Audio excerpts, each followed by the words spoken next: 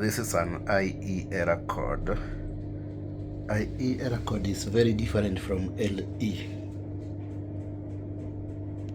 IE means the low water pressure. This is an LG washing machine.